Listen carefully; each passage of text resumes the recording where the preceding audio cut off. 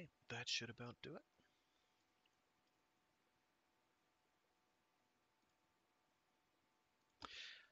Good morning, good morning, good morning. This is Freeform Fridays with Fragath. I am your host, Fragath.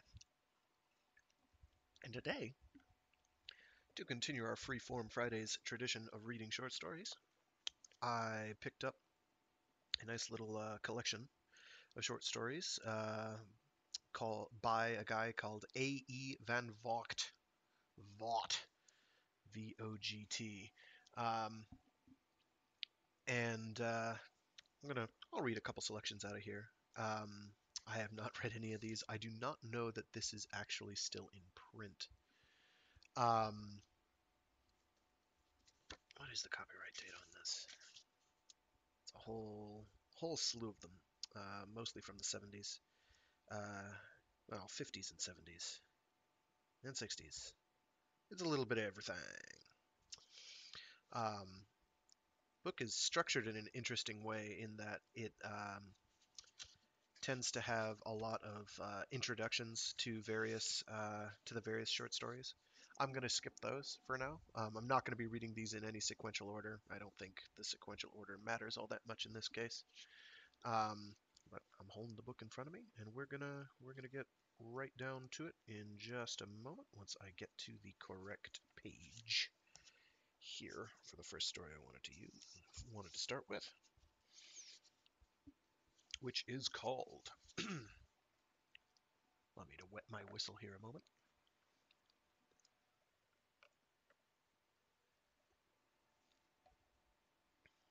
Don't Hold Your Breath is the name of the short story, I should say. Uh, um, all right. Now that I think we're ready to begin, let's get this show on the road.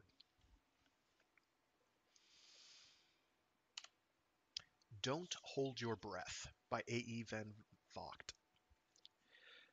Though the crazy talk had been going on for years, I had got to age 32 when it started in earnest. About the change that was coming. No oxygen in the atmosphere after May 11th, 32 days from now. Who do they think they're scaring? Not me, Art Atkins. Make up your mind! That was mostly what you heard when you tuned in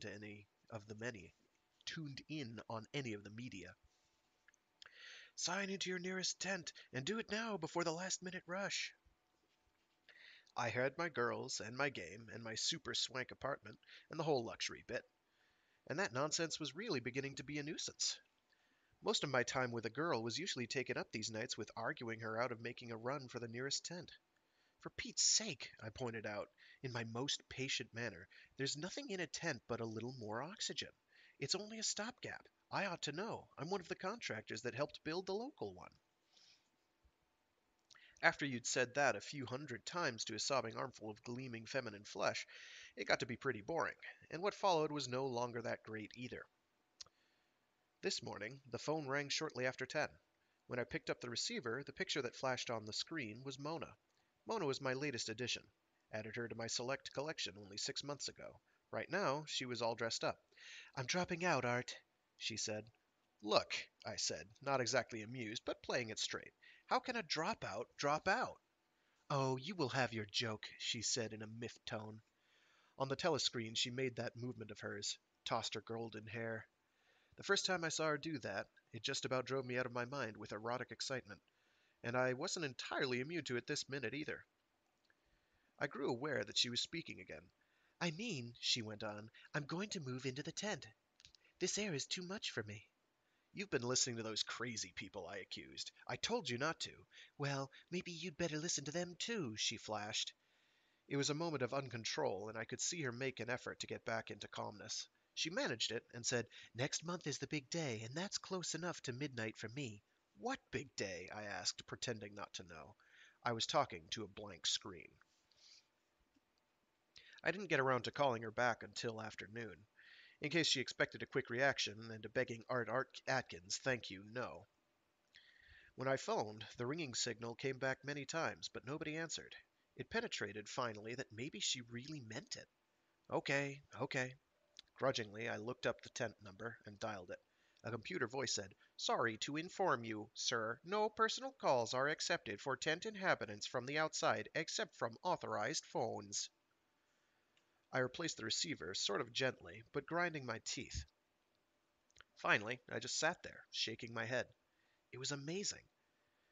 Those people out there never failed to do their madness. Always big and first with bastards like that was putting up barriers.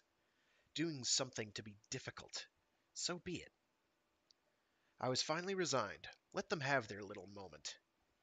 I had another thought. I figured suddenly that Mona hadn't really departed all that fast, just not answering, being difficult herself. So I threw on some threads and ankled outside. You ought to see the city that I emerged onto as I came out of my skyscraper apartment building. Down here, down here, a deserted sidewalk. Above, a hazy sky. Not too bad, really. What was bad was, it was hazy all the time. The street itself was like death.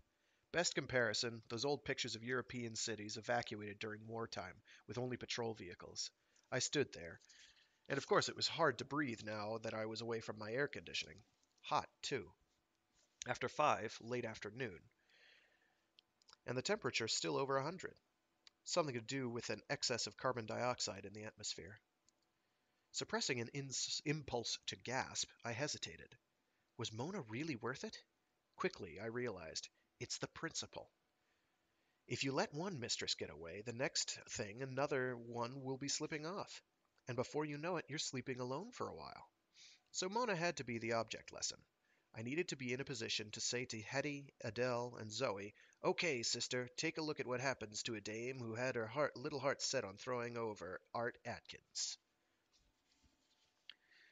Where I had come out was 100 yards from Crestmore Street, a main stem.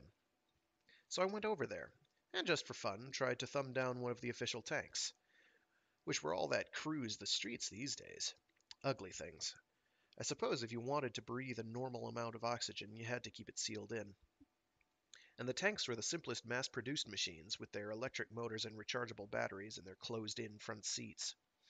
As usual, no one stopped merely to give a guy a free ride. Since my mind was made up, I held up a $20 bill to the next tank. He pulled over. I told him where I wanted to go, and he motioned me into the rear seat. No extra oxygen there, but it was still sitting down, and hardly any demands on the body. For $20, I often get a ride in the front seat, but I take these guys as they are. Once in, I mimed at him with the money.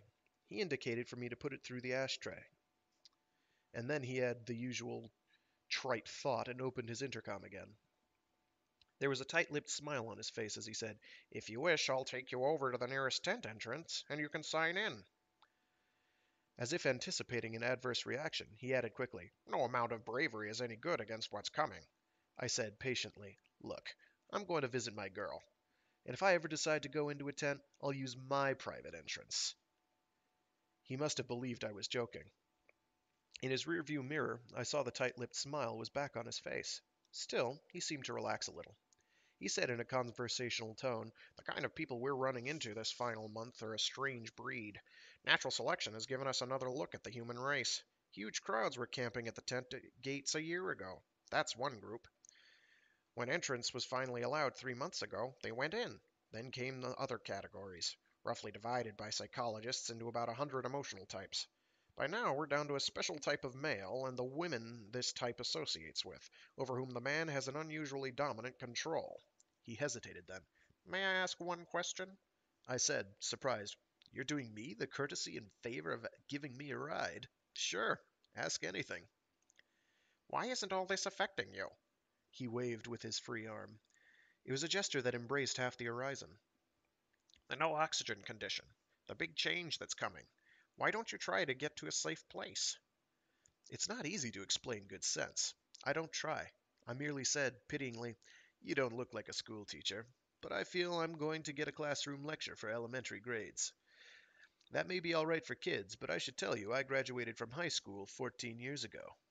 "Still," he persisted, after smiling that thin smile on his face, "you want to live."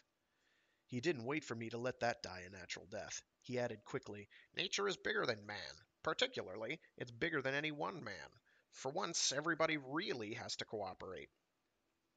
It was my turn to smile. If everybody has to, I said, then everybody will. So what's the problem? He looked at me uneasily.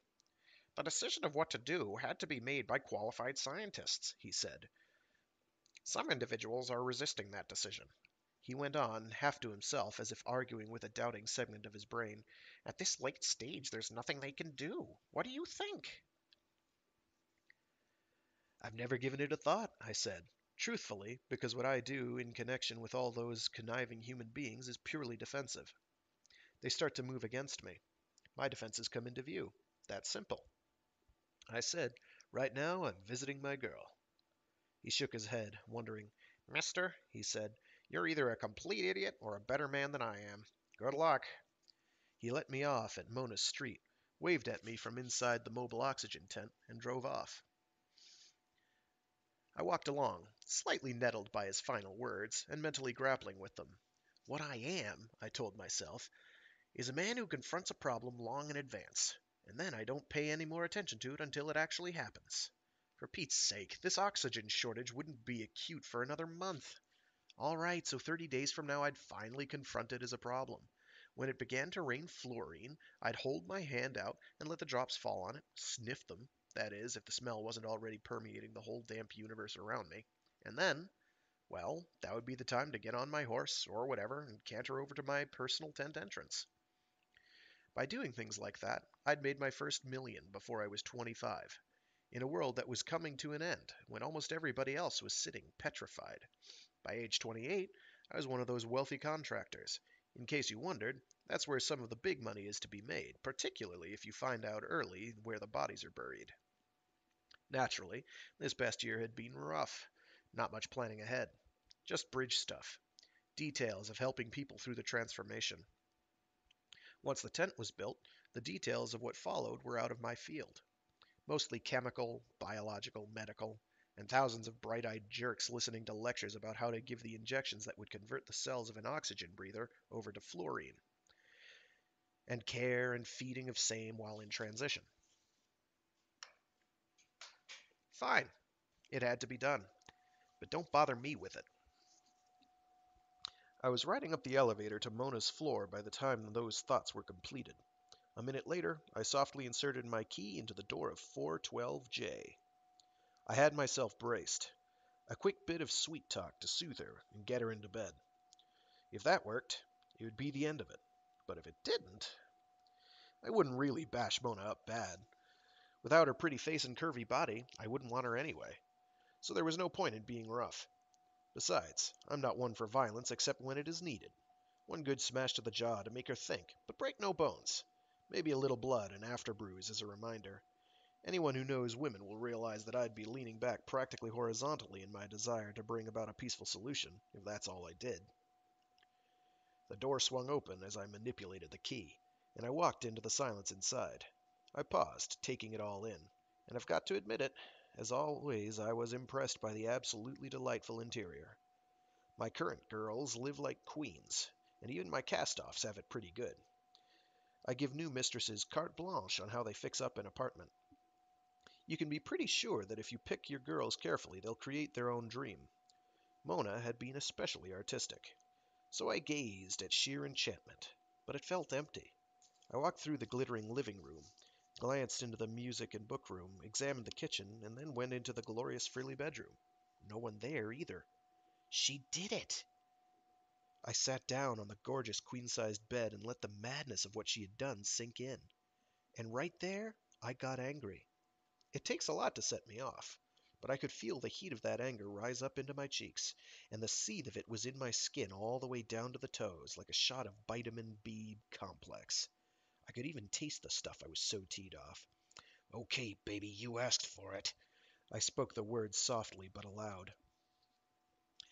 Once inside the tent, I put on my little badge, one of the 10,000 series, and so I became a whole human molecule.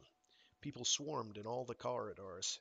To anyone but a person like myself, who had learned the pattern during the building stages, it must have seemed like total confusion. Down to level H. For Hennessy, Mona Hennessy. I forced my way, or rode, relieved, on one of the rolling sidewalks. My destination was the east section, where the HEs would be. It took a while. A pigeon-faced stoop held me up at a checkpoint while he studied my pass. But what I had was just the right level of authority. Not VIP, easily verifiable. But with just the proper amount of secondary eminence, more than anyone would be able to cancel out in this rush. Sure enough, he let me by, reluctantly. Some people just don't like the set of my beard. He had that look in his eyes, but nothing he could do. Since sectional computers had been built to handle all the room designations, when I came to the HE area, I simply dialed her name on the first computer outlet that I saw. Instantly, her room number flashed onto the plate in front of me. I had brought a PEEP device with me, so I attached it to the wall of her apartment from the side corridor. The interior scene that came up on the little bright screen should have warned me. The apartment was a family-sized one. Mona did not have a family, but there she was, dressed as I had seen her on the phone viewplate that morning. A sleek-haired man was with her. Seeing him veered my attention from other suspicions. A boyfriend? Yes, it turned out. As I watched, he took her in his arms and gave Mona one of those lingering lover's kisses. Observing the two of them, I could only shake my head in amazement at the nature of a woman. She didn't come here to breathe more oxygen. She came because she'd fallen for a pair of broad shoulders and striking black eyes. I saw the eyes as he released her and turned toward the door. Sizing him up quickly through the PEEP device, I placed him at 27 or 8. Mona was 22. The irony of it drilled deep into me, not for the first time in my adult years. Question in my mind: was this a marriage to be, or just a shack-up? A free man learns early to recognize that a woman gradually gets that got-to-be-married thing until she can't be reasoned with. I always tried to train my girls early to keep off that subject. No dice on marriage with Art Atkins. The man turned at the door, and I had a full front view of him. The way he held himself gave me a new perspective. He radiated some level of purposefulness, an implication of authority, which I had learned to recognize in my career. Normally, I'd just go away until I checked his background, but that was not possible in this melee. I gave him 2 minutes after he went out the door. Then I went around and pushed the buzzer. Mona opened the door. When she saw me, she tried to shove it shut. But of course I had expected that, and so I had had my foot in the jam. As I pushed my way in, I said, "Don't worry, I just want to talk to you." That was not exactly a truth, but it wasn't wholly a lie.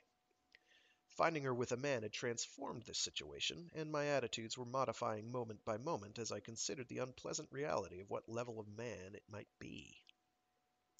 She continued backing away from me, angling off toward the kitchen door.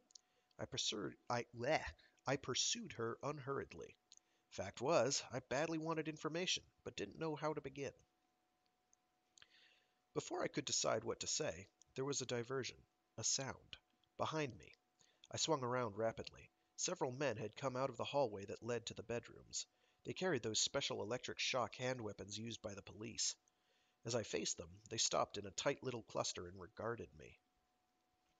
There were 5 of them, and 1 of me. I remained where I was, keeping my hands out where they could be seen. I had heard what a shotgun does to you, and didn't want any. A remote segment of my mind noted again the direction from which they had come, and reasoned that they had probably entered this apartment through a connecting door at the end of the hall from the adjoining apartment. It was a possibility I had failed to take into account. I was not chagrined. One man can't think of everything. I had now, as I discovered, met a few of the conspirators, part of a planet-wide resistance to what the authorities were planning. And although I had vaguely heard of such a conspiracy, it had never occurred to me that anyone involved had noticed me. The surprise was that total. Standing there, I was able to observe that 2 of my captors looked to be in their mid-20s, 2 in their 30s, and 1 probably 42 or 43. It was this oldest individual who summarized the situation for me. When he described how Mona had been the bait to catch my type of dominant male, my memory shot back instantly to the party where I had met her. "But there were many beautiful girls there," I protested. "You mean all?" I paused, questioning. My informant nodded. His companions continued to regard me, unsmiling. I remembered more now of the party. a political thing given by a local bigwig. So he must be in on the scheme, and at this ultimate hour was prepared to have that information known to me. I had gone to the party because it was the commercial thing to do. It wouldn't have mattered, I was told, which of the girls you were attracted to. They were all dedicated to the plan to save oxygen-breathing mankind. But, I began. What I intended to say was, why me? I didn't say it.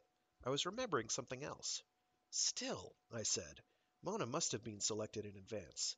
She arrived near the end of the party, so she made an entrance and bowled me over. That had to be planned. No, was the headshake. Her coming as she did was a consequence of a misunderstanding. She was not one of the original volunteers. What had happened was that she and her fiancé had an engagement to attend another affair, and Mona had arrived unexpectedly. Then, when I had been attracted to her, she made the best of her predicament and belatedly volunteered, which offer was immediately accepted by the desperate leaders of the conspiracy. To say that I was thinking hard as I learned these details was an understatement. I like to know where I'm going and what's next. I often, I often had a purpose in a crisis the instant I became aware that there was one. How should you act when you've been caught completely unprepared? There was the room, family size but still damned small, and 5 people plus me and Mona were crowded into it. The 5 had me backed up against a wall by this time. No place to go but through 5 determined, armed men. Those were the kind of odds that I respected. So getting away couldn't be my goal. Chance of success, 0. It dawned on me that I was in a spot tougher and different from any that I had ever been in during my somewhat checkered career. No purpose, except to find a purpose. These people had swung a ringer in on me, Mona. There she stood, off to one side now. Her color was higher than I'd ever seen it. Embarrassed, I thought. She's ashamed. That steadied me, because it pointed up that these were amateurs. Sincere people. In my mind's calculator, I hastily counted the price she'd paid, and for a volunteer virgin, which is what I discovered she was when we began our affair, it was colossal. I like to get around to my girls 4 times every 8 days. Divide that into 6 months, and the price leaves you gasping, if you examine it from the point of view of a fiancé off somewhere on the sidelines. My instant feeling was that I'd better not let black-eyed broad-shoulders be alone with me while I was in a captured condition. All this did a lightning move through my brain, which was the way things work inside me. And then, having again considered the improbability of the whole thing, I voiced my original thought. But why? I asked breathlessly. Why me? At this point, the oldest of the men stepped forward. Funny how people are. Until now, he'd stayed with the group, sort of identifying himself with the others, and not putting on any leadership airs. He could have continued that little game. Instead, he had a thought, and that thought, by God, triggered nervous energy, so that involuntarily he showed where his ego believed he really ought to be, up front.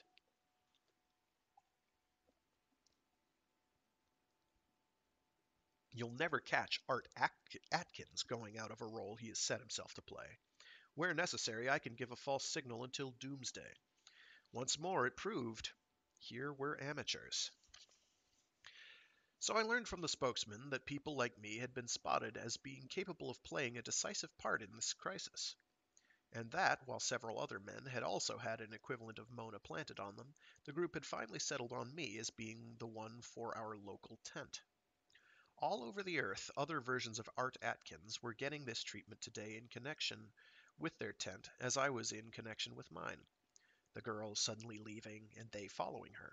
Look, I protested at that point. The only reason I came after Mona was... My voice trailed off. The group's lecturer smiled grimly. A masculinity dominance thing, he said, on a level of intensity comparable to a primitive Stone Age male. I was still fumbling in my mind for something I could do. I only shook my head over the analogy, rejecting it. After all, I only intended to give Mona a single hard punch. What I did do was speak the basic puzzlement in my mind.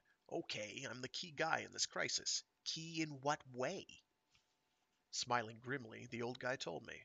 And of course, I thought, almost blankly. Naturally, that would be it. Pretty sharp of them to spot it. Of course, they couldn't be sure. Suppose, I asked myself, I deny it. The spokesman must have deduced what was in my mind, so he smiled again, showing his teeth. You might as well realize, Mr. Atkins, that we mean business. Naturally, we have no idea exactly what you did that places this tent at your mercy. But over in Peking, the Art Atkins there was a minister in the government, and what he did was construct the principal oxygen converter beside a huge water reservoir. And so at the key hour, that water will be released into the processing room, and if necessary, will flood part of the tent of itself. In Berlin, the Art Atkins there put in a tank of oxygen alternating with a tank of ammonia, and so at a key moment, we will let the oxygen and ammonia intermix. Now, in New York, the story we have is. He stopped, so he showed his teeth again, and said, Need I go on? He added quickly, In several instances, torture had to be used to obtain the information. I sighed. I was never one of your super brave types. All I ever wanted to do was protect myself from the schemers so that I could go about my business. My method, I said, was one of those chain reaction bombs with 100 fuses. Once it starts at any of those fuses, it keeps going, flashing fire along 1,000 exploding pathways. Why a bomb? Well, I like things simple and direct. After the first excitement died down, they grew curious. What was my reason? I could only shrug. Think about it, I said. Here were those experts proposing that mankind ought to endure a biologic transformation. Were they right? Maybe. But then again, maybe not. To me, scientists were only people. We kept hearing the statement, the scientists recommend. Which scientists? Because there was usually another group of equally trained experts who said no, only they didn't happen to be the ones who had their lips close to the official ear. I learned before I was 20 that it was a matter of personality or sheer accident. The first great success with an animal, then human, embryos nurtured on those moons of Jupiter and Saturn that had atmospheres, and finally by remote control on Jupiter itself, these were dazzling victories for what was called the cosmic school of biochemists. They became the kings of science. It was the bandwagon for a chemist to jump onto. And of course, when a team developed serum D and its variations that could change an adult oxygen breather to a fluorine utilizer, or, by another step, to chlorine gaspers, they actually did gasp, but they survived.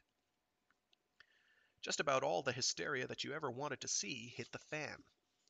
But long ago, I met experts who said, We're not giving this enough time. Fluorine-breathing human beings look great right now, but it's only been 42 years since the first one.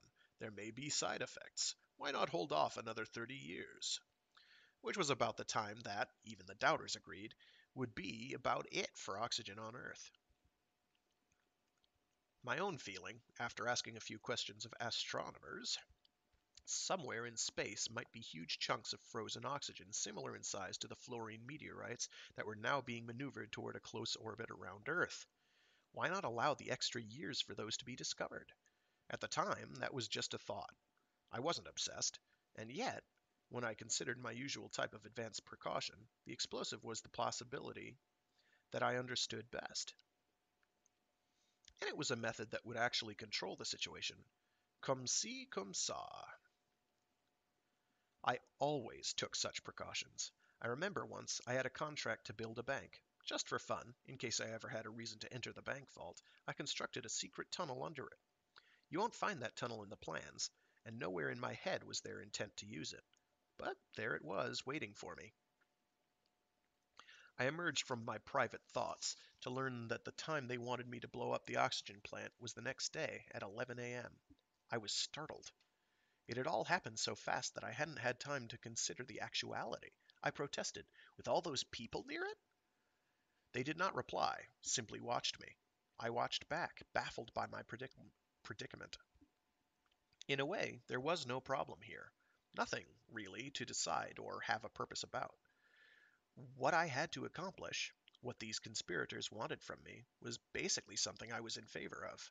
In my deepest being, I felt total, but total, resistance to being changed over from an oxygen to a fluorine breather. Oh, I doubt if I'd have done anything about it on my own, and I quailed a little even now at the thought that people would die. But, I argued with myself, there were people dying every day either from oxygen deficiency or from intense psychic disturbance as the ultimate crisis approached. Was I deciding as I stood there? It didn't seem like a decision. I had no choice. There would be torture if I refused. I believed that. And they had all evening and all night to stick their needles into me. Once more I looked them over, and they looked back, silently. Pretty ridiculous, I thought, when a man had to be forced to do something which he was not opposed. Still, there were serious, unfavorable aspects that needed to be brought out into the open. I returned their silent stares, questioningly now. I could see from the expressions on their faces that they weren't planning to listen to any objections. So all I said was, they'll reconstruct it, and next time there'll be no implants possible. The spokesman impatiently brushed that aside. That was a year, 2, even 3 away. By that time, we'll figure something else. I was silent. They took that for agreement, and I had to admit to myself that it was. While I listened, details were discussed. It seemed Mona's boyfriend had wormed his way high into the establishment. It was he who would guide me through the guard system that protected the oxygen. When I heard that, I felt a queasy sensation in my stomach.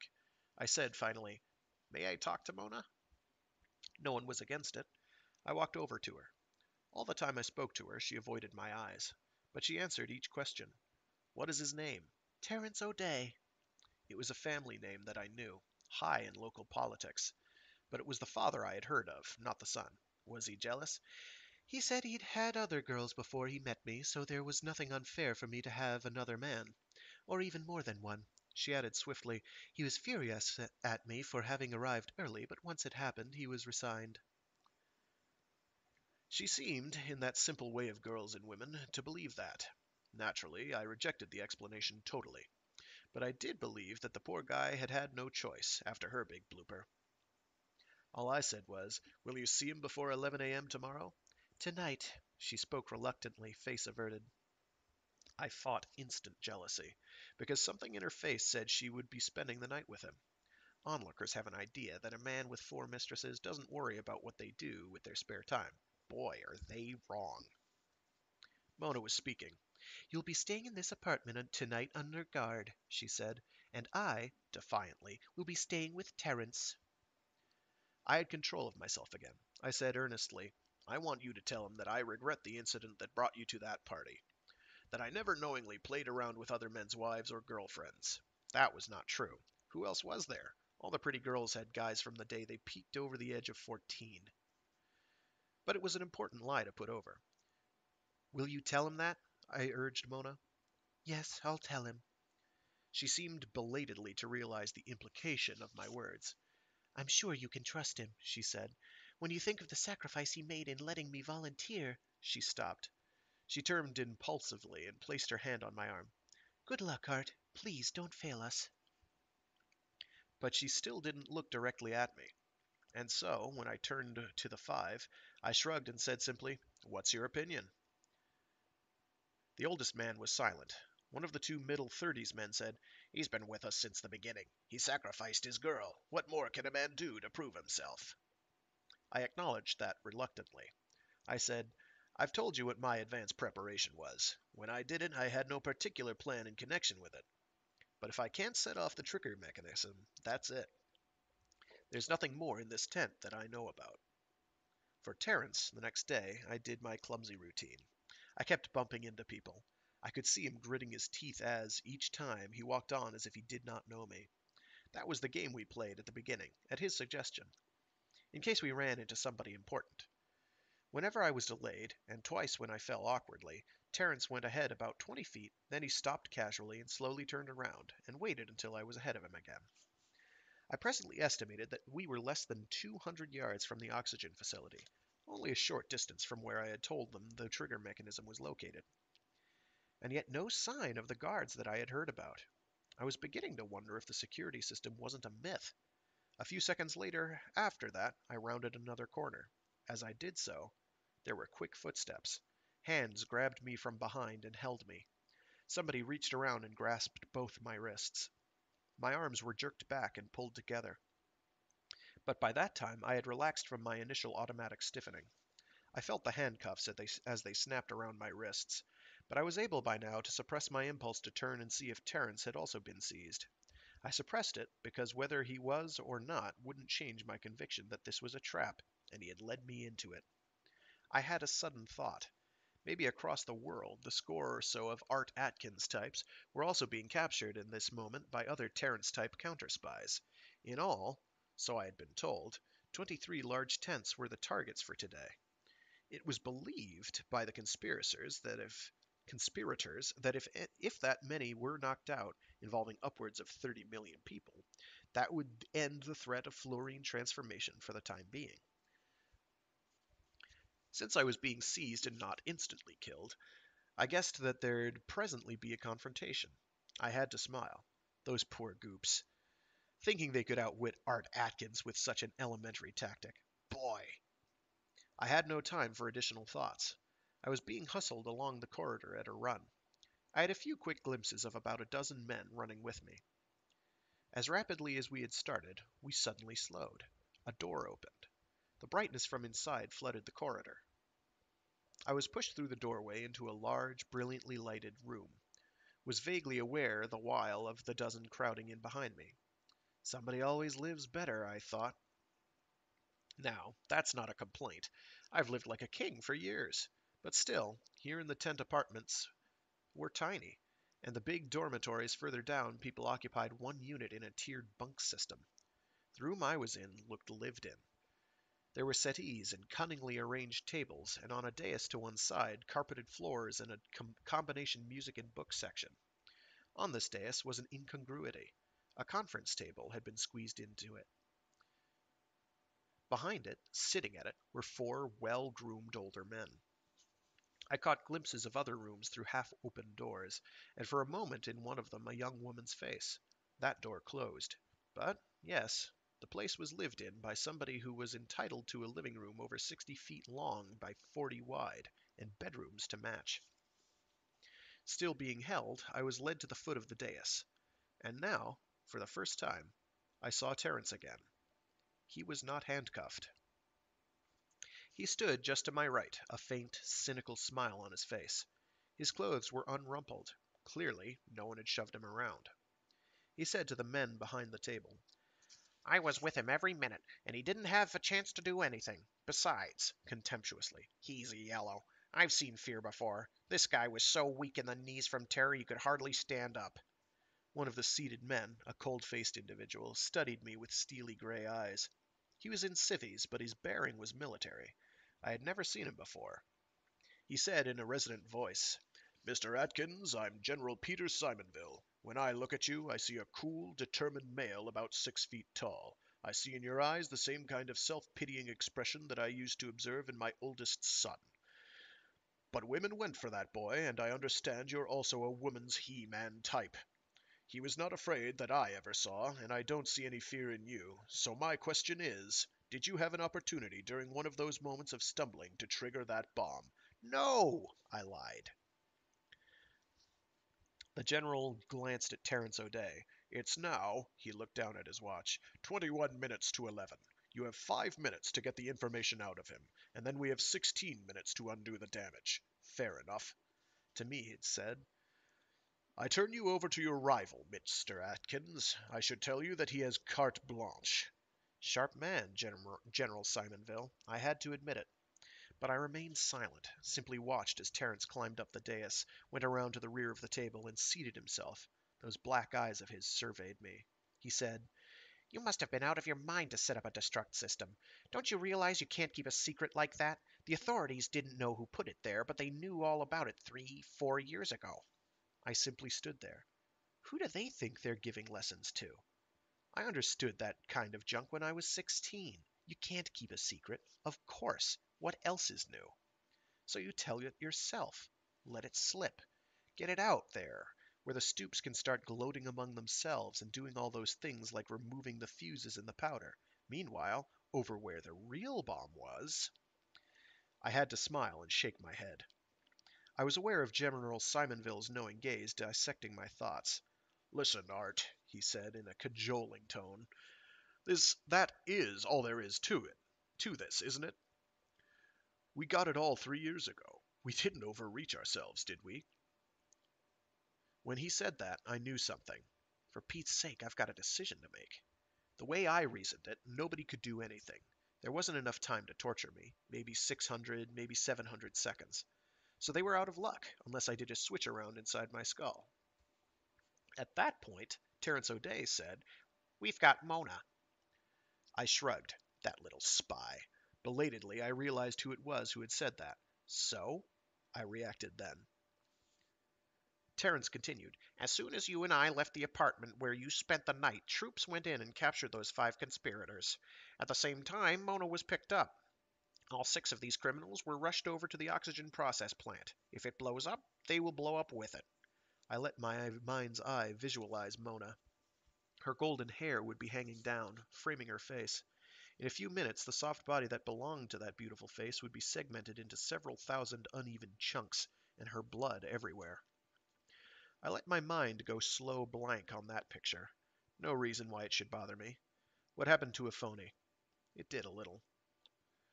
But all I said was, "She's your girl, not mine, Mr. O'Day." His face was suddenly livid. "That stupid girl!" he snarled. "Let the little whore burn!" I stared at him, eyes widening, a large thought in my mind. Women who associated with the Art Atkins type were never satisfied with ordinary males afterward. "Hey," I said, "I'll bet she wouldn't play last night." It was a nasty thing to say, but if we weren't at the nasty stage in this situation, when do you get there? I'm glad black-eyed glares don't kill. I'd have been dead in 3 seconds if they did. I have to admit, looking at that handsome face twisted with hate and jealousy, that I could feel the tight anger inside me start to ease up. Hastily, sensing that weakness might make my decision for me, I dredged up another possibility for Terence O'Day's severe reaction. Was this a game? Was he dramatizing against her as a part of a scheme to delude me? I couldn't, I realize, care less. In spite of my efforts, I was inwardly visualizing those golden curls burning in a fury of exploding flame, that beautiful face torn to shreds. And to hell with it. If that's the way they wanted to play, it was too rough for me. "Listen," I demanded. "Do the conspirators in this tent go free if I tell and show where everything is?" Notice how badly I worded that. They used it against me later on. I was not one of the conspirators. After I spoke, there were timeless seconds of emptiness in the room, as if everyone there stopped breathing. Then, "Yes!" General Simonville's voice hit across that silence like a blow. I accepted his promise, because there was no time to get proof or read the fine print, and in fact, it was later carried out to the letter. No time to waste. A couple of engineers and I made a dead run for one of the places in the corridor where I had stumbled against the wall. When the trigger system that was there was back in its safety position again, and for 2 days after, while, with my help, they stripped the explosive from the real bomb, they seemed to take it for granted that I would be treated like the others. Then, the job was done. I was handed a paper with official seals which began, "The unified governments of Earth hereby command, and it shall be, that—" My property was confiscated. All my possessions ordered seized. No human being was to have consort with me again, ever. Clutching this paper, I was kicked out into the street. I was the SOB who had planned 4 years ago to destroy the human race. "Look," I protested, "that isn't why I set up that destruct system. I set it up because I always do things like that." Nobody listened, or cared. To hell with Art Atkins. There was a universal rage in the narrowness of the world's escape. I gathered that the 22 guys like me in other tents were given the same brush-off treatment.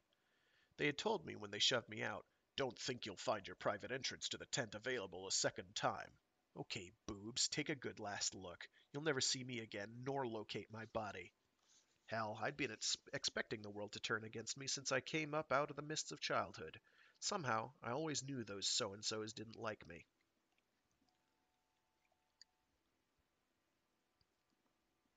Soon as I was old enough, I began getting another identity polished up for the day when they came after me. Why do you think I started growing a beard practically over my mother's dead body when I was 16? I didn't want anyone, not even her, to remember what I would look like if I ever had to go smooth face. 2 years have gone by. They say the fluorine rain has stopped. Deep in the bowels of the big oxygen tent, a knock comes on my door.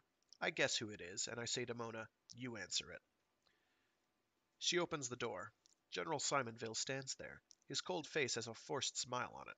He says in a somewhat over-hearty voice, "The people in this apartment have been selected by lottery to be the first in this tent for the fluorine shots."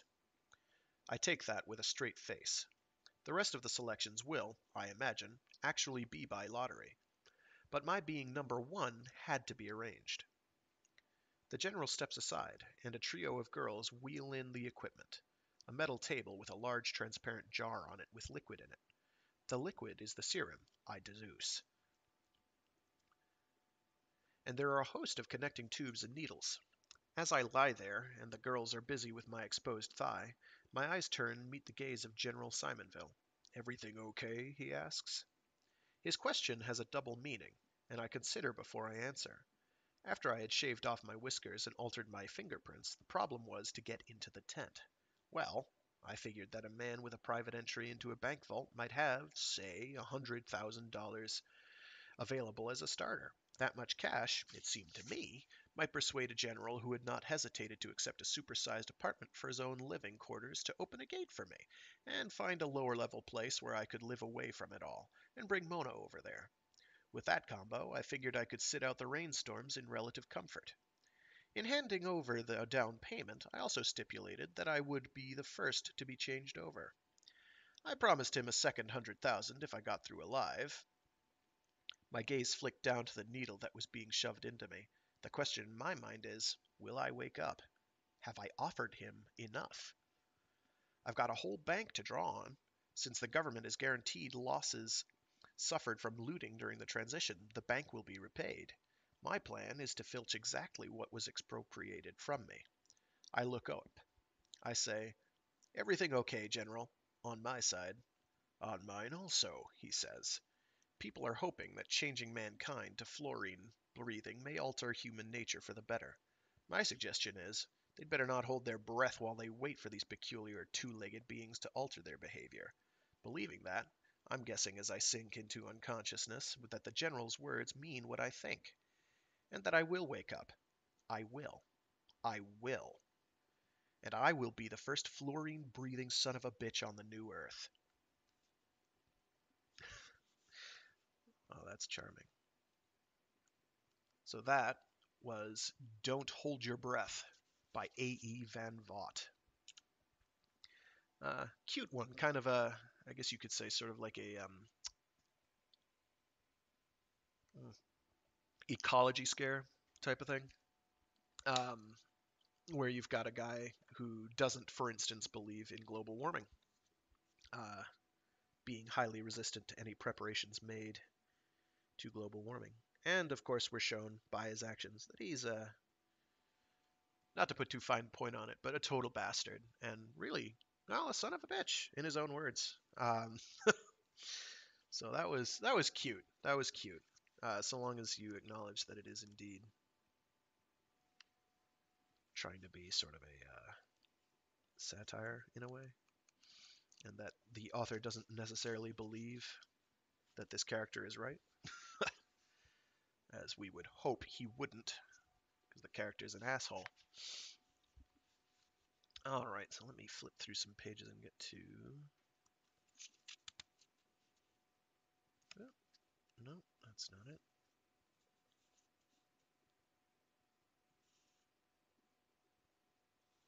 Where are you? Oh my goodness. Here we go.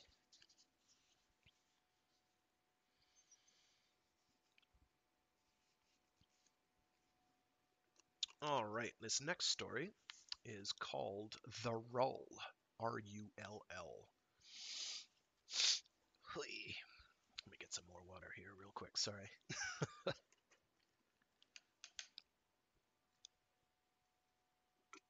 Hmm.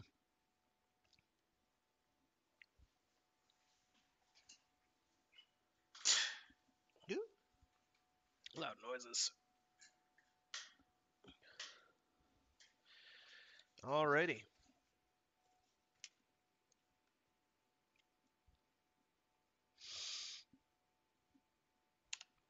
The Rull by A.E. Van Vogt.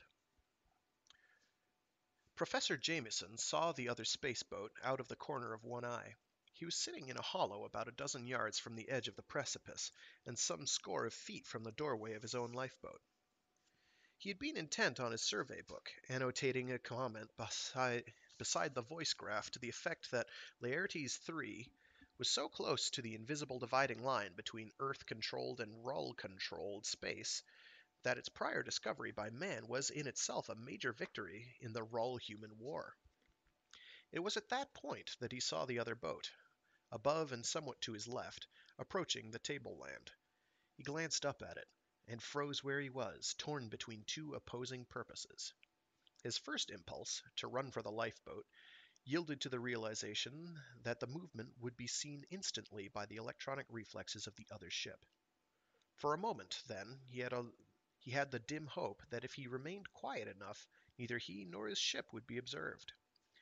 Even as he sat there, perspiring with indecision, his tensed eyes noted the Rull markings and the rakish design of the other vessel. His vast knowledge of things Rull enabled him to catalog it instantly as a survey craft. A survey craft! The Rulls had discovered the Laertes sun. The terrible potentiality that was behind this small craft might be fleets of battleships, whereas he was alone. His own lifeboat had been dropped by the Orion nearly a parsec away, while the big ship was proceeding at anti-gravity speeds. That was to ensure that Rull energy traces did not record its passage through this area of space. The Orion was to head for the nearest base, load up with planetary defense equipment, and return. She was due in 10 days. 10 days. Jameson groaned inwardly, and drew his legs under him and clenched his survey book in the fingers of one hand. But still, the possibility that his ship, partially hidden under a clump of trees, might escape notice if he remained quiet, held him there in the open. His head tilted up, his eyes glared at the alien, and his brain willed it to turn aside. Once more, flashingly, while he waited, the implications of the disaster that could be here struck deep. In all the universe, there had never been so dangerous an intelligence as the Rull. At once remorseless and immune to all attempts at establishing communication, Rulls killed human beings on sight. A human-manned warship that ventured into Rull-patrolled space was attacked until it withdrew or was destroyed. Rull ships that entered Earth-controlled space never withdrew once they were attacked. In the beginning, men had been reluctant to engage in a death struggle for the galaxy, but the inexorable enemy had forced him finally to match in every respect the tenacious and murderous policies of the Rull. The thought ended. The Rull ship was 100 yards away and showed not signs of changing its course. In seconds, it would cross the clump of trees that half hid his lifeboat. In a spasm of movement, Jameson launched himself from his chair. Like a shot from a gun, with utter abandon, he dived for the open doorway of his machine. As the door clanged behind him, the boat shook as if it had been struck by a giant. Part of the ceiling sagged. The floor staggered toward him, and the air grew hot and suffocating. Gasping, Jameson slid into the control chair and struck at the main emergency switch. The rapid-fire blasters huzzaed into automatic firing positions and let go with a hum and a deep-throated ping. The refrigerators whined in power. A cold blast of air blew at his body. The relief was so quick that a second passed before Jameson realized that the atomic engines had failed to respond, and that the lifeboat, which should already have been sliding into the air, was still lying inert in an exposed position. Tense, he stared into the visiplates. It took a moment to locate the Rull ship. It was at the lower edge of one plate, tumbling slowly out of sight beyond a clump of trees a quarter of a mile away. As he watched, it disappeared, and then the crash of the landing came clear and unmistakable from the soundboard in front of him. The relief that came was weighted with an awful reaction. Jameson sank back into the cushions of the control chair, weak from the narrowness of his escape. The weakness ended abruptly as a thought struck him. There had been a sedateness about the way the enemy ship fell. The crash hadn't killed the Rulls aboard. He was alone in a damaged lifeboat on an impassable mountain with one or more of the most remorseless creatures ever spawned. For 10 days he must fight in the hope that man would still be able to seize the most valuable planet discovered in a century. He saw in his visiplate that it was growing darker outside. Jameson took another anti-sleep pill and made a more definitive examination of the atomic motors. It didn't take long to verify his earlier diagnosis. The basic graviton pile had been thoroughly frustrated. Until it could be reactivated on the Orion, the motors were useless. The conclusive examination braced Jameson. He was committed irrevocably to the Battle of the Tableland, with all its intricate possibilities. The idea that had been turning over in his mind during the prolonged night took on new meaning. This was the first time in his knowledge that a Rull and a human being had faced each other on a limited field of action, where neither was a prisoner. The great battles in space were ship against ship and fleet against fleet. Survivors either escaped or were picked up by overwhelming forces. Actually, both humans and Rulls, captured or facing capture, were conditioned to kill themselves. Rulls did it by a mental willing that had never been circumvented. Men had to use mechanical methods, and in some cases that had proved impossible. The result was that Rulls had had occasional opportunities to experiment on living, conscious men. Unless he was bested before he could get organized, here was a priceless opportunity to try some tests on Rulls. And without delay. Every moment of daylight must be utilized to the uttermost limit.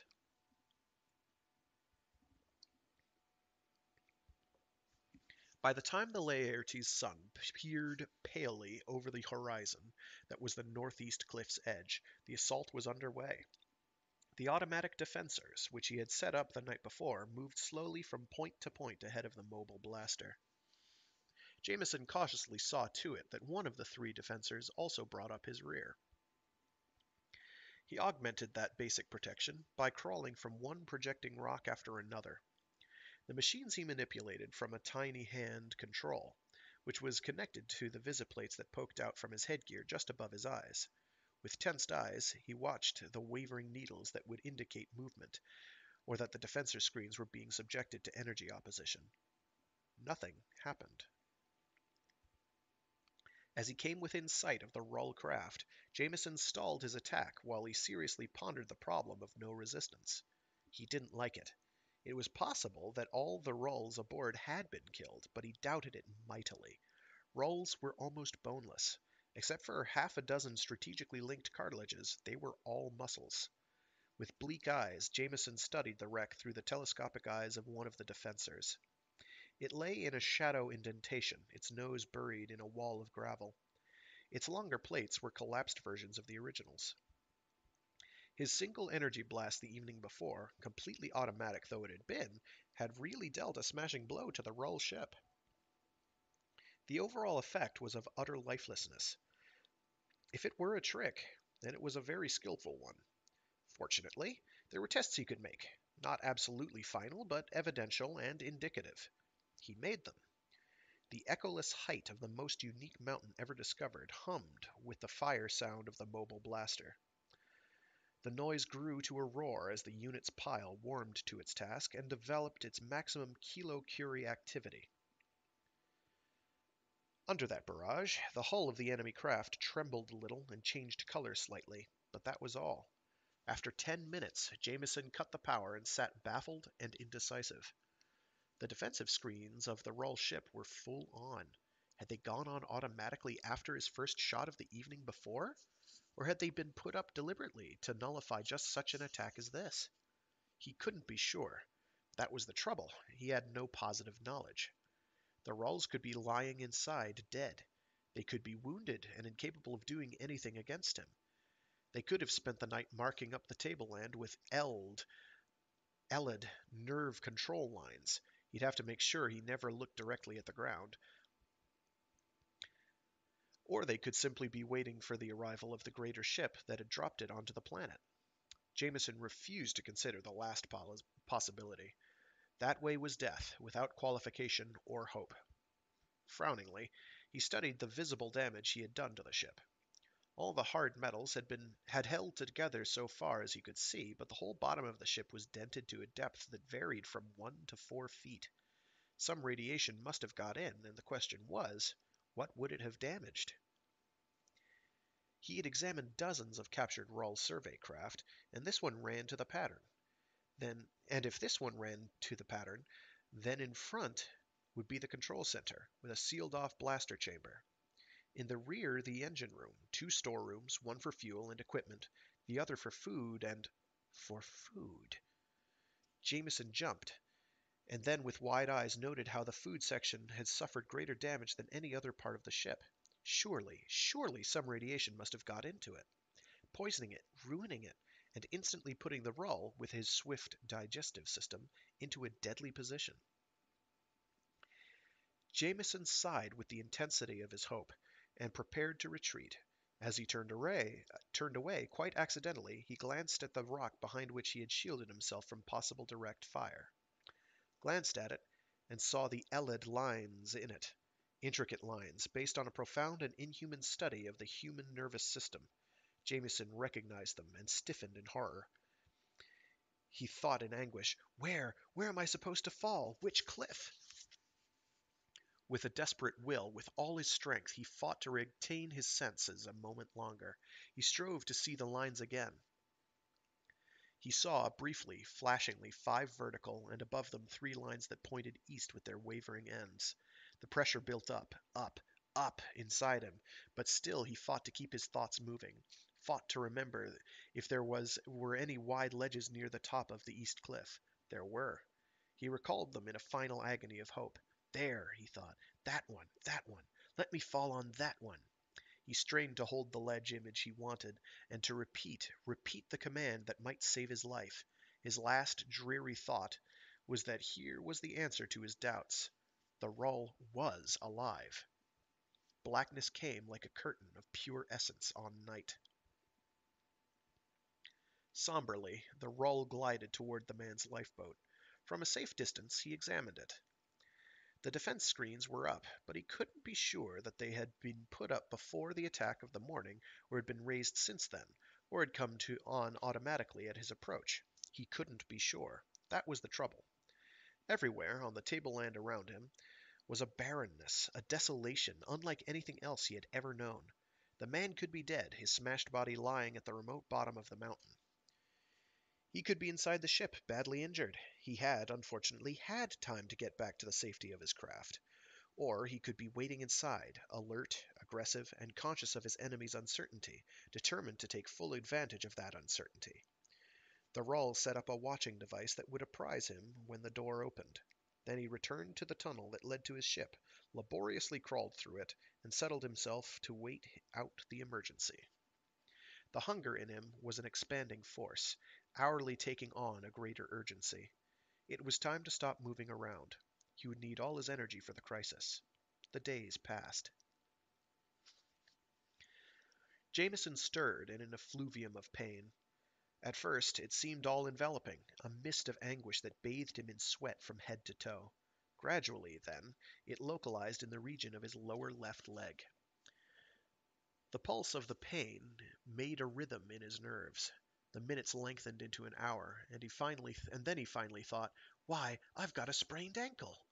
He had more than that, of course. The pressure that had driven him here clung like a gravitonic plate. How long he lay there, partly conscious, was not clear, but when he finally opened his eyes, the sun was still shining on him, though it was almost directly overhead. He watched it with the mindlessness of a dreamer as it withdrew slowly past the edge of the overhanging precipice. It was not until the shadow of the cliff suddenly plopped across his face that he started to full consciousness with a sudden memory of deadly danger. It took a while to shake the remnants of the Elid take from his brain. And even as it was fading, he sized up, to some extent, the difficulties of his position. He saw that he had tumbled over the edge of a cliff to a steep slope. The angle of descent of the slope was a sharp 55 degrees, and what had saved him was that his body had been caught in the tangled growth near the edge of the greater precipice beyond. His foot must have twisted in those roots and sprained. As he finally realized the nature of his injuries, Jameson braced up. He was safe. In spite of having suffered an accidental defeat of major proportions, his intense concentration on this slope, his desperate will to make this the place where he must fall, had worked out. He began to climb. It was easy enough on the slope, steep as it was. The ground was rough, rocky, and scraggly with brush. It was when he came to the 10-foot overhanging cliff that his ankle proved what an obstacle it could be. 4 times he slid back, reluctantly, and then, on the 5th try, his fingers, groping desperately over the top of the cliff, caught an unbreakable root. Triumphantly, he dragged himself to the safety of the tableland. Now that the sound of his scraping and struggling was gone, only his heavy breathing broke the silence of the emptiness. His anxious eyes studied the uneven terrain. The tableland spread before him, with not a sign of a moving figure anywhere. To one side he could see his lifeboat. Jameson began to crawl toward it, taking care to stay on rock as much as possible. What had happened to the Rull he did not know. And since, for several days, his ankle would keep him inside his ship, he might as well keep his enemy guessing during that time.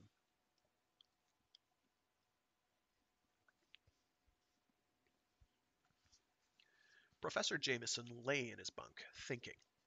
He could hear the beating of his heart.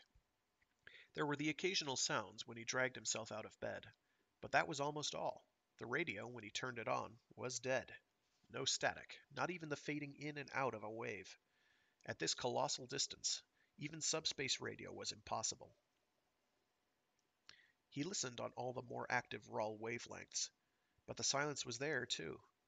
Not that they would be broadcasting if they were in the vicinity. He was cut off here in this tiny ship on an uninhabited planet with useless motors. He tried not to think of it like that. Here, he told himself, is the opportunity of a lifetime for an experiment. He warmed to the idea as a moth to the flame. Live Rulls were hard to get a hold of. About 1 a year was captured in the unconscious state, and these were regarded as priceless treasures. But here was an even more ideal situation. We're prisoners, both of us. That was the way he tried to picture it. Prisoners of an environment, and, therefore, in a curious fashion, prisoners of each other. Only each was free of the conditioned need to kill himself. There were things a man might discover. The great mysteries, as far as men were concerned, that motivated Rull actions. Why did they want to destroy other races totally? Why did they needlessly sacrifice valuable ships in attacking Earth machines that ventured into their sectors of space, when they knew that the intruders would leave in a few weeks anyway? And why did prisoners who could kill themselves at will commit suicide without waiting to find out what fate was intended for them? Sometimes they were merely wanted as messengers. Was it possible the Rulls were trying to conceal a terrible weakness in their makeup, which man had not yet found an inkling? The potentialities of this fight, of man against Rull on a lonely mountain, exhilarated Jameson as he lay on his bunk, scheming, turning the problem over in his mind. There were times during those dog days when he crawled over to the control chair and peered for an hour at a stretch into the visiplates. He saw the tableland and the vista of the distance beyond it. He saw the sky of Laertes III, bluish-pink sky, silent and lifeless. He saw the prison. Caught here, he thought bleakly. Professor Jameson, whose appearance on an inhabited planet would bring out unwieldy crowds, whose quiet voice in the council chamber of Earth's galactic empire spoke with final authority. That Jameson was here, alone, lying in a bunk, waiting for a leg to heal, so that he might conduct an experiment with a Rull. It seemed incredible, but he grew to believe it as the days passed. On the 3rd day, he was able to move around sufficiently to handle a few heavy objects. He began work immediately on the mental screen. On the 5th day, it was finished. Then the story had to be recorded. That was easy. Each sequence had been so carefully worked out in bed that it flowed from his mind onto the VisiWire. He set it up about 200 yards from the lifeboat, behind a screening of trees. He tossed a can of food a dozen feet to one side of the screen.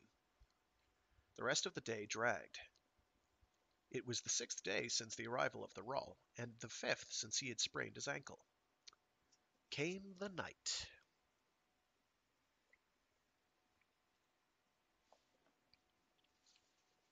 A gliding shadow, undulating under the starlight of Laertes III, the Rull approached the screen the man had set up. How bright it was, shining in the darkness of the tableland, a blob of light in a black universe of uneven ground and dwarf shrubbery. When he was 100 feet from the light, he sensed the food, and realized that here was a trap. For the Rull, 6 days without food had meant a stupendous loss of energy, visual blackouts on a dozen color levels, a dimness of life force that fitted with the shadows, not the sun. That inner world of disjointed nervous system was like a run-down battery, with a score of organic instruments disconnecting one by one as the energy level fell.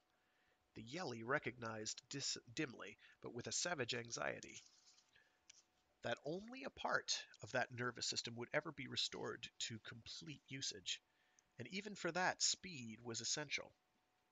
A few more steps downward, and then the old conditioning of mandatory self-inflicted death would apply even to high Aish of the Yeel. The worm body grew quiet. The visual center behind each eye accepted light on a narrow band from the screen. From beginning to end, he watched the story as it unfolded, and then watched it again, craving repetition with all the ardor of a primitive. The picture began in deep space with a man's lifeboat being dropped from a launching lock of a battleship.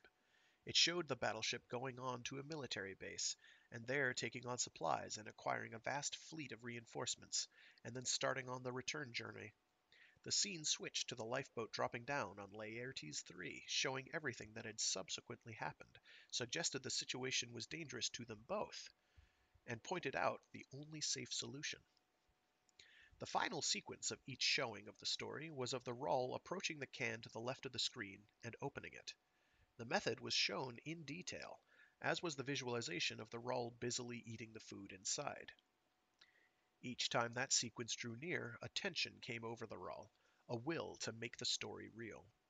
But it was not until the 7th showing had run its course that he glided forward, closing the last gap between himself and the can. It was a trap, he knew, perhaps even death. It didn't matter. To live, he had to take the chance. Only by this means, by risking what was in the can, could he hope to remain alive for the necessary time.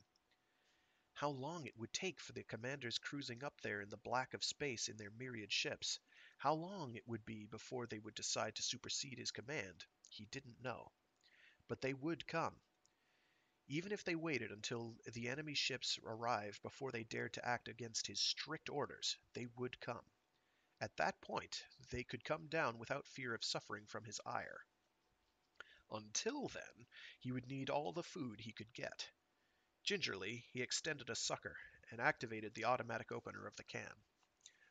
It was shortly after 4 in the morning when Professor Jameson awakened to the sound of an alarm ringing softly. It was still pitch dark outside. The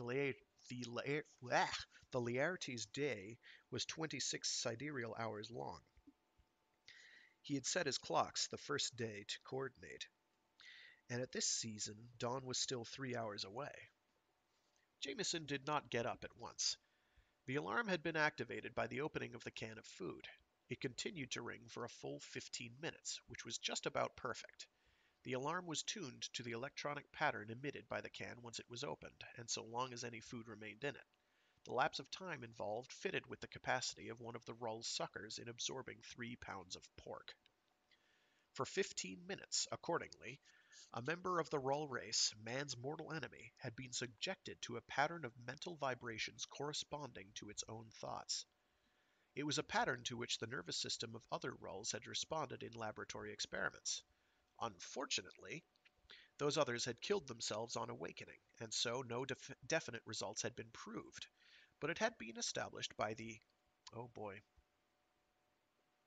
ekphoriometer that the unconscious and not the unconscious and bleh, that the unconscious and not the conscious mind was affected. Jameson lay in bed, smiling quietly to himself. He turned over finally to go back to sleep, and then he realized how excited he was. The greatest moment in the history of raw human warfare. Surely he wasn't going to let it pass unremarked. He climbed out of bed and poured himself a drink. The attempt of the Rull to attack him through his unconscious mind had emphasized his own possible actions in that direction. Each race had discovered some of the weaknesses of the other. Rulls used their knowledge to exterminate. Men tried for communication and hoped for association. Both were ruthless, murderous, pitiless in their methods. Outsiders sometimes had difficulty distinguishing one from the other. But the difference in purpose was as great as the difference between black and white, the absence as compared to the presence of light. There was only one trouble with the immediate situation. Now that the Rull had food, he might develop a few plans of his own.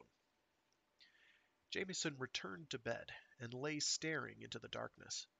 He did not underrate the resources of the Rull, but since he had decided to conduct an experiment, no chance must be considered too great. He turned over, finally, and slept the sleep of a man determined that things were working in his favor.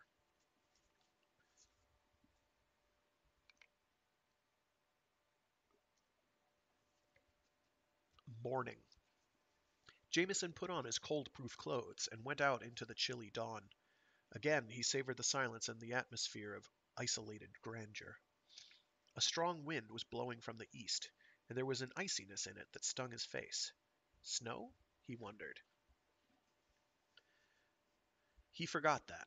He had things to do on this morning of mornings. He would do them with his usual caution. Paced by defensors and the mobile blaster, he headed for the mental screen. It stood in open high ground where it would be visible from a dozen different hiding places, and so far as he could see, it was undamaged.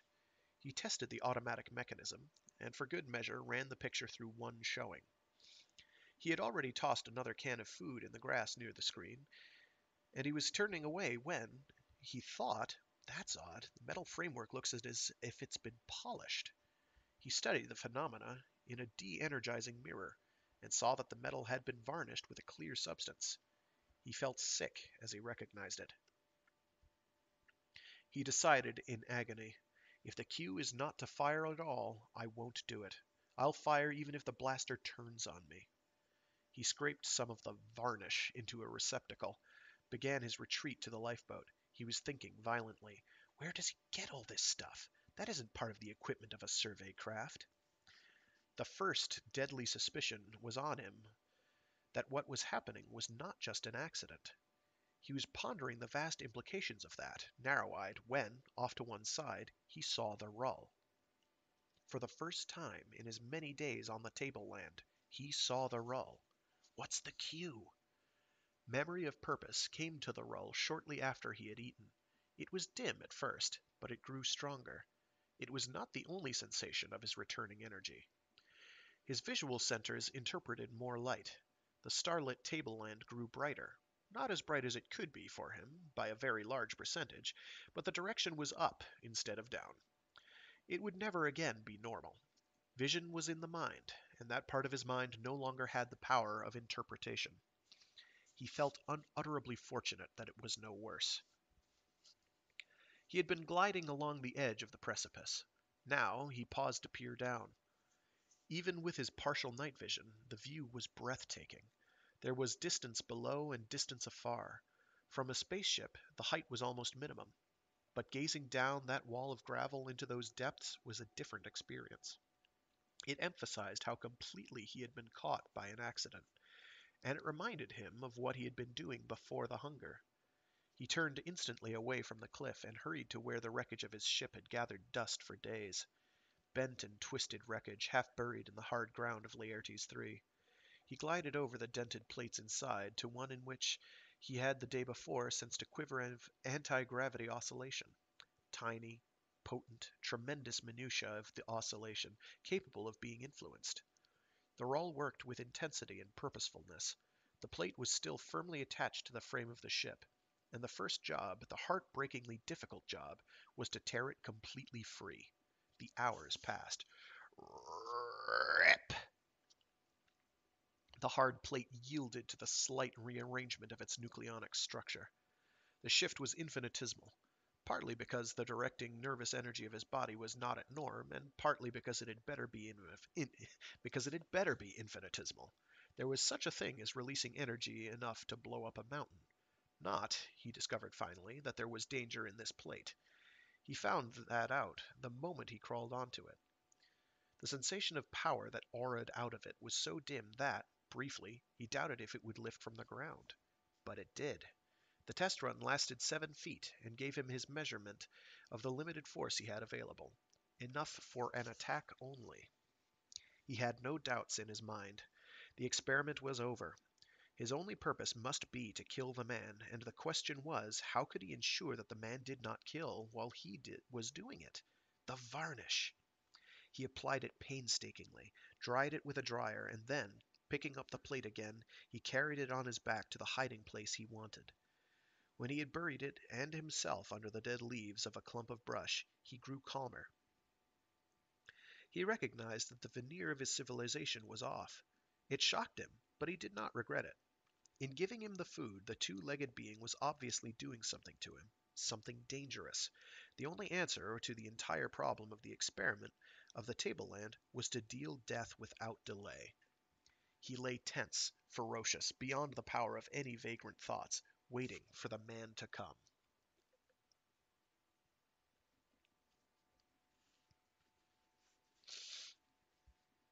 It looked as desperate a venture as Jameson had seen in service.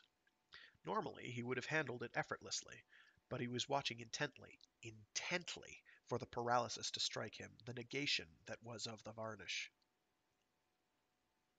And so, it was the unexpected normal quality that nearly ruined him. The roll flew out of a clump of trees mounted on an anti-gravity plate. The surprise of that was so great that it almost succeeded.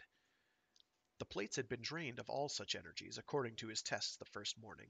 Yet here was one alive again, and light again, with the special anti-gravity lightness which Rull scientists had brought to the peak of perfection. The action of movement through space toward him was, of course, based on the motion of the planet as it turned on its axis. The speed of the attack, starting as it did from zero, did not come near the 800-mile-an-hour velocity of the spinning planet, but it was swift enough. The apparition of metal and 6-foot worm charged at him through the air, and even as he drew his weapon and fired at it, he had a choice to make, a restraint to exercise. Do not kill. That was hard. Oh, hard. The necessity exercised his capacity for integration and imposed so stern a limitation that during the second it took him to adjust, the Rull came to within 10 feet of him. What saved him was the pressure of the air on the metal plate. The air tilted it like a wing of a plane becoming airborne. At the bottom of that metal plate, he fired his irresistible weapon, seared it, burned it, deflected it into a crash landing in a clump of bushes 20 feet to his right. Jameson was deliberately slow in following up his success. When he reached the bushes, the Rull was 50 feet beyond it, gliding on its multiple suckers over the top of a hillock. It disappeared into a clump of trees. He did not pursue it or fire a second time. Instead, he gingerly pulled the Rull anti-gravity plate out of the brush and examined it. The question was, how had the Rull degravitized it without the elaborate machinery necessary? And if it was capable of creating such a parachute for itself, why hadn't it floated down to the forest land far below, where food would be available and where it would be safe from its human enemy? One question was answered the moment he lifted the plate. It was normal weight, its energy apparently exhausted after traveling less than 100 feet. It had obviously never been capable of making the mile-and-a-half trip to the forest and plain below. Jameson took no chances. He dropped the plate over the nearest precipice and watched it fall into the distance. He was back in the lifeboat when he remembered the varnish. Why, there had been no cue. Not yet. He tested the scraping he had brought with him. Chemically, it turned out to be a simple resin used to make varnishes. Atomically, it was stabilized. Electronically, it transformed light into energy on the vibration level of human thought. It was alive, all right. But what was the recording? Jameson made a graph of every material and energy level for comparison purposes. As soon as he had established that it had been altered on the electronic level, which had been obvious but which still had to be proved, he recorded the images on a VisiWire. The result was a hodgepodge of dreamlike fantasies. Symbols. He took down his book. Symbol interpretations of the unconscious, and found the cross-reference. Inhibitions. Mental. On the referred page and line, he read, "Do not kill." "Well, I'll be," Jamie said aloud into the silence of his lifeboat interior. "That's what happened." He was relieved, and then not so relieved. It had been his personal intention not to kill at this stage, but the Rull hadn't known that. By working such a subtle inhibition, it had dominated the attack even in defeat. That was the trouble. So far, he had got out of situations, but had created no successful ones in retaliation. He had hope, but that wasn't enough. He must take no more risks. Even his final experiment must wait until the day the Orion was due to arrive. Human beings were just a little too weak in certain directions. Their very life cells had impulses which could be stirred by the cunning and the remorseless. He did not doubt that, in the final issue, the Rull would try to stir.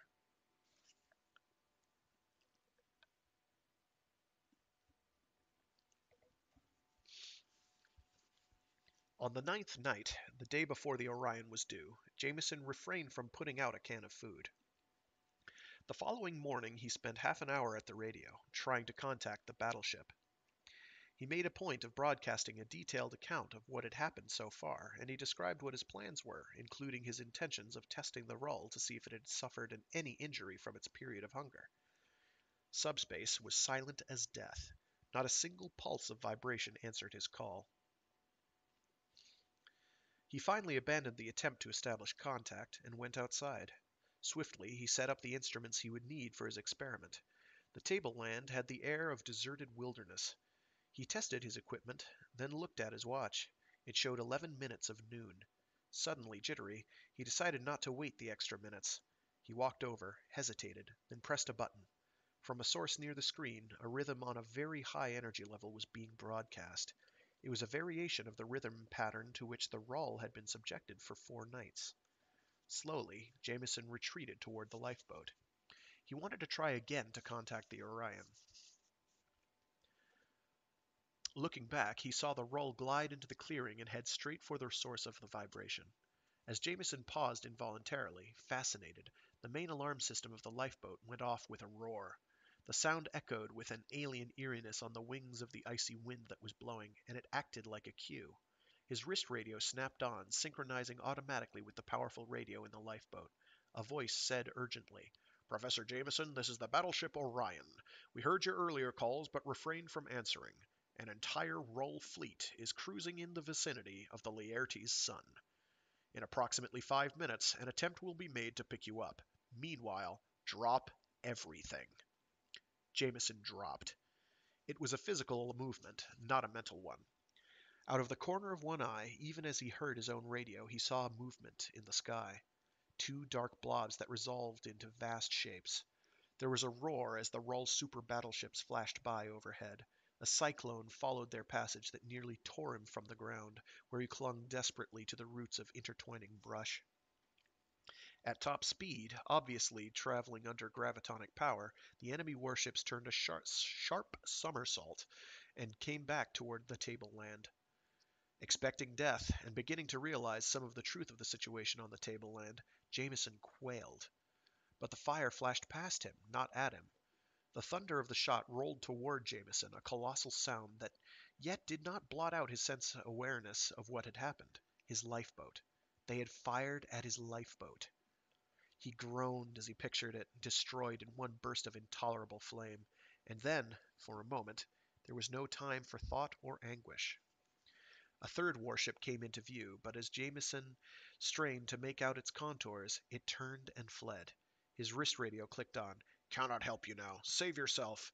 Our 4 accompanying battleships and attendant squadrons will engage the Rull fleet and try to draw them toward our great battle group cruising near the star, Bianca, and then A flash of vivid fire in the distant sky ended the message.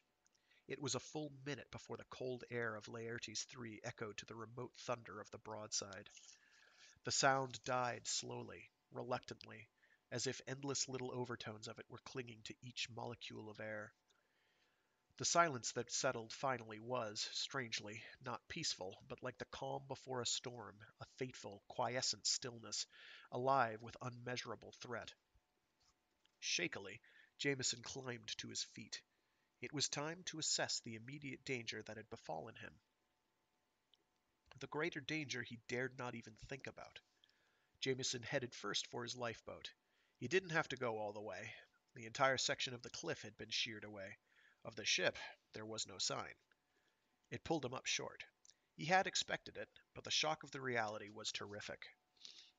He crouched like an animal and stared up into the sky, into the menacing limits of the sky. It was empty of machines. Not a movement was there, not a sound came out of it, except the sound of the east wind. He was alone in a universe between heaven and earth, a mind poised at the edge of an abyss. Into his mind, tensely waiting, pierced a sharp understanding. The Rahl ships had flown once over the mountain to size up the situation on the tableland, and then had tried to destroy him. Who was the Rahl here with him, that super battleships should roar down to ensure that no danger remained for it on the tableland? Well, they hadn't quite succeeded. Jameson showed his teeth to the wind. Not quite, but he'd have to hurry. At any moment they might risk one of their destroyers in a rescue landing. As he ran, he felt himself one with the wind. He knew that feeling, that sense of returning primitiveness during moments of excitement. It was like that in battles, and the important thing was to yield one's whole body and soul to it. There was no such thing as fighting efficiently with half your mind or half your body. All was demanded. He expected falls, and he had them. Each time he got up, almost unconscious of the pain, and ran on again. He arrived bleeding, but he still arrived. The sky was silent. From the shelter of a line of brush, he peered at the Rahl, the captive Rahl, his Rahl to do with as he pleased, to watch, to force, to educate. The fastest education in the history of the world. There wasn't any time for a leisurely exchange of information. From where he lay, he manipulated the controls of the screen. The Rahl had been moving back and forth in front of the screen. Now it speeded up, then slowed, then speeded up again, according to his will. Some thousands of years before, in the 20th century, the classic and timeless investigation had been made, of which this was one end result. A man called Pavlov fed a laboratory dog at regular intervals, to the accompaniment of the ringing of a bell. Soon, the dog's digestive system responded as readily to the ringing of the bell without the food as to the food and the bell together. Pavlov himself never did realize the most important reality behind his conditioning process. But what began on that remote day ended with a science that could control animals and aliens, and men, almost at will. Only the Rahls baffled the master experimenters in the later centuries when it was an exact science.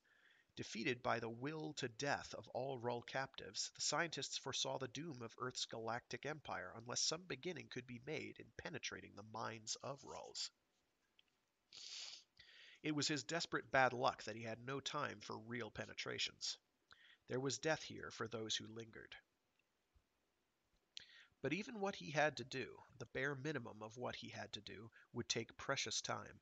Back and forth, back and forth. The rhythm of obedience had to be established. The image of the Rahl on the screen was as lifelike as the original.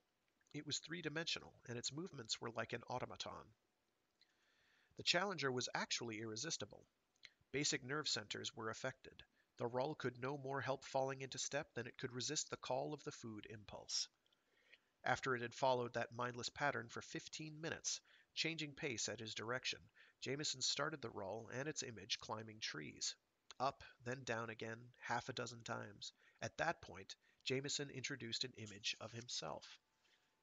Tensely, with one eye on the sky and one on the scene before him, he watched the reactions of the Rahl, watched them with narrowed eyes and a sharp understanding of Rahl responses to the presence of human beings.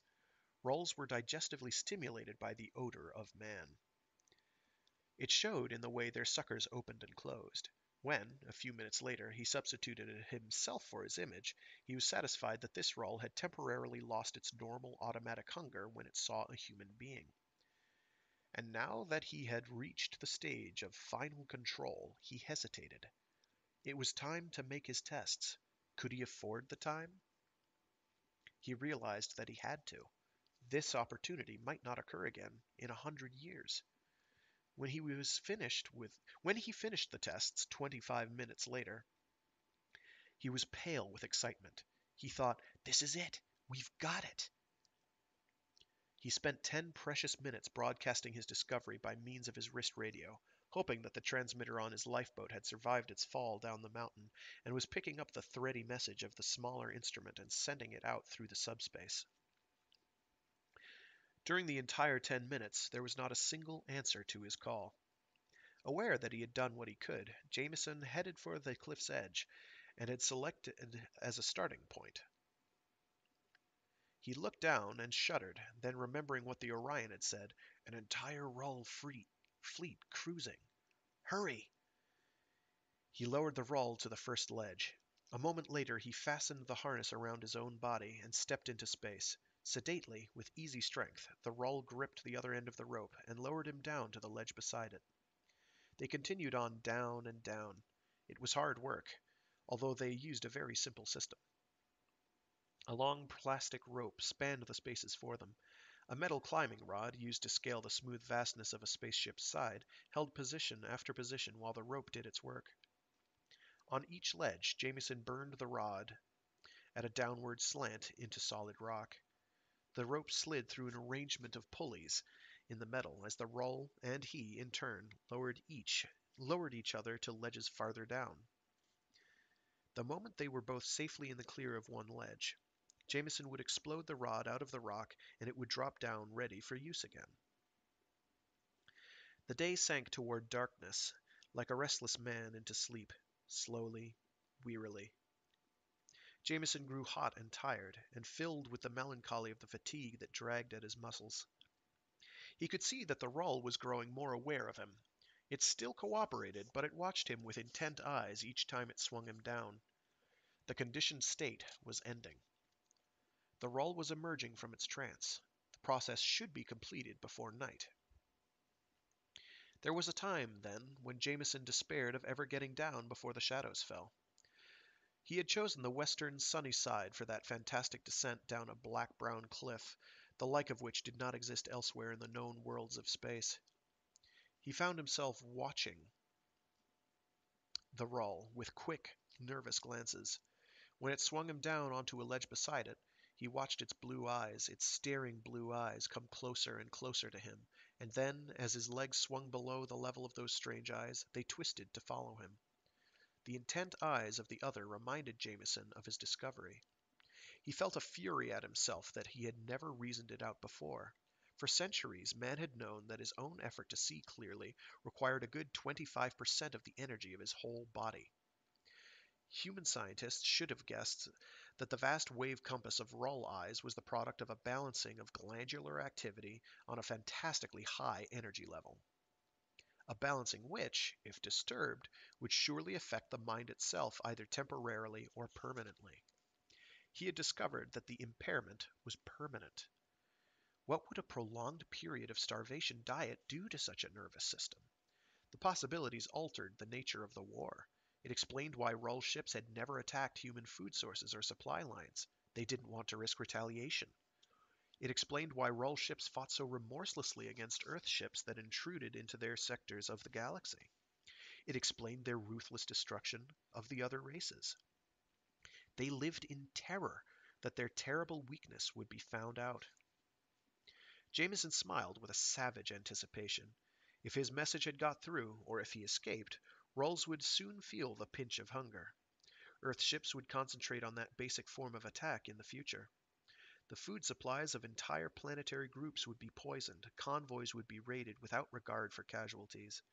Everywhere at once the attack would be pressed, without let-up and without mercy. It shouldn't be long before the Rulls began their retreat to their own galaxy.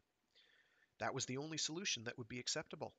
The invader must be driven back and back, forced to give up his conquests of 1,000 years.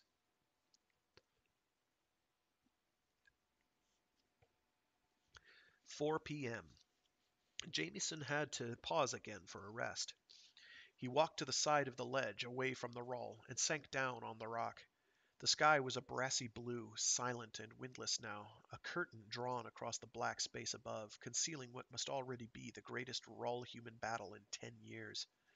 It was a tribute to the 5 Earth battleships and their escort that no Rull ship had yet attempted to rescue the Rull on the tableland. Possibly, of course, they didn't want to give away the presence of one of their own kind. Jameson gave up the futile speculation. Wearily, he compared the height of the cliff above with the depth that remained below. He estimated that they had come 2/3 of the distance.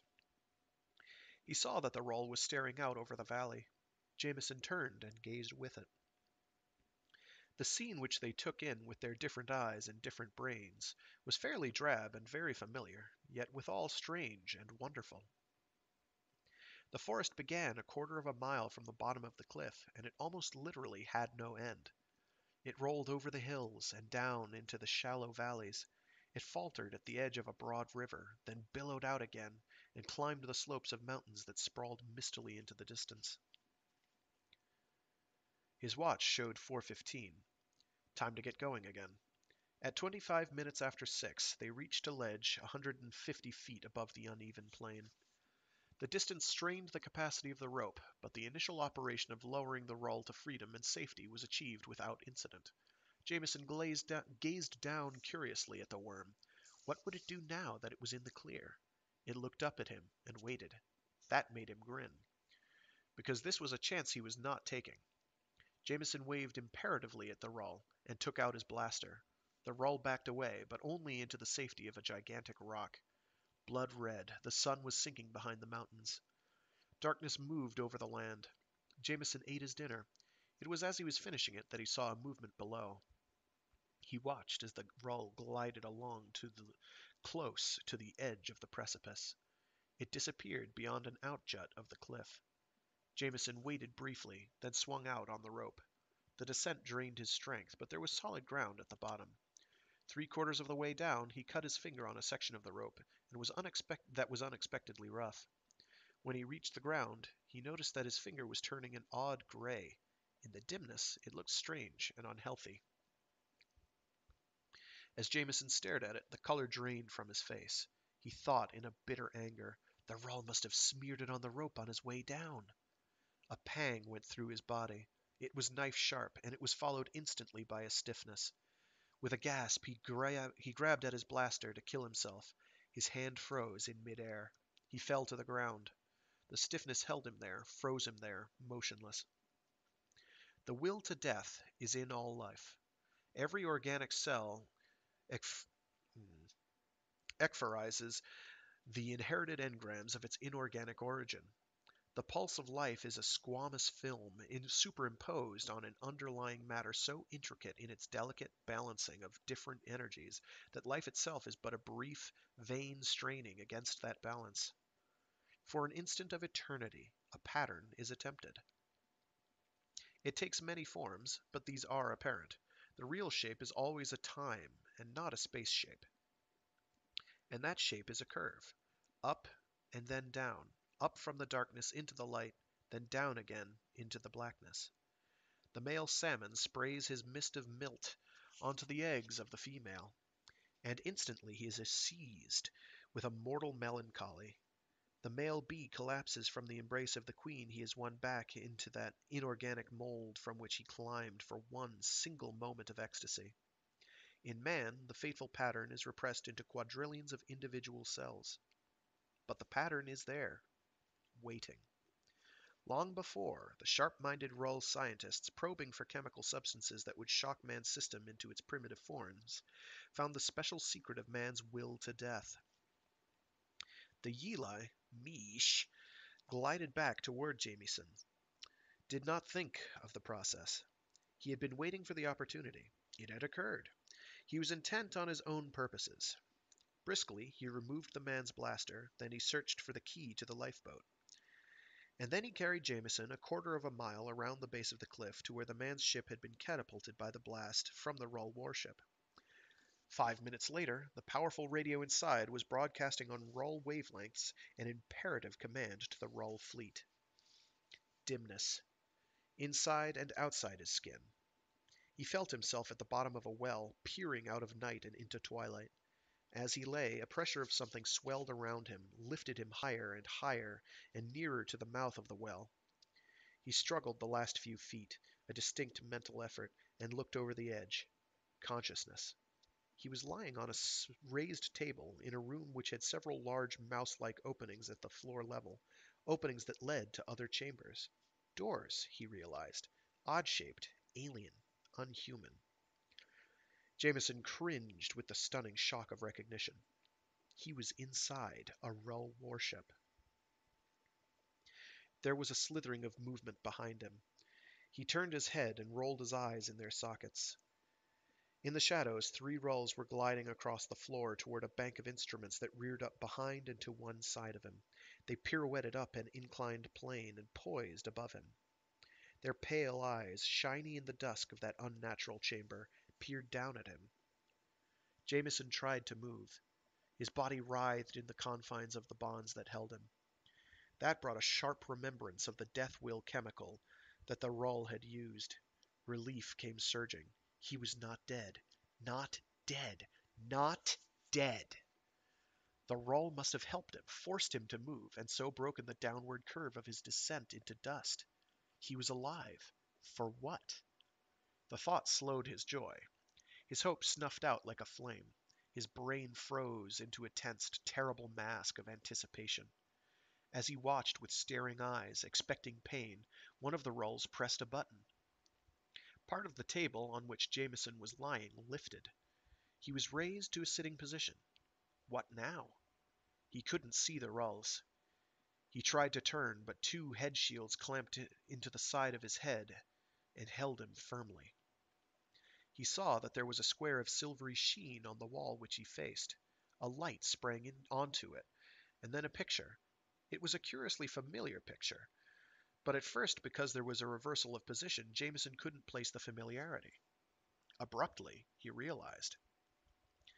It was a twisted version of the picture that he had shown the Rull, first when he was feeding it, and then with more weighty arguments after he discovered the vulnerability of man's mortal enemy.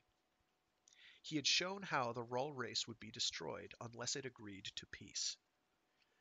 In the picture, he was being shown it was the Rull that urged cooperation between the 2 races. They seemed unaware that he had not yet definitely transmitted his knowledge to other human beings. Or perhaps that fact was blurred by the conditioning he had given to the Rull when he fed it and controlled it. As he glared at the screen, the picture ended, and then started again. By the time it had finished a second time, there was no doubt. Jameson collapsed back against the table. They would not show him such a picture unless he was to be used as a messenger. He would be returned home to carry the message that man had wanted to hear for 1,000 years. He would also carry the information that would give meaning to the offer. The Rull-Human War was over. And that was The Rull by A.E. Van Vogt. Oh, that was fun. Dealing with subconscious and memetic control. Two entities trying to figure each other out.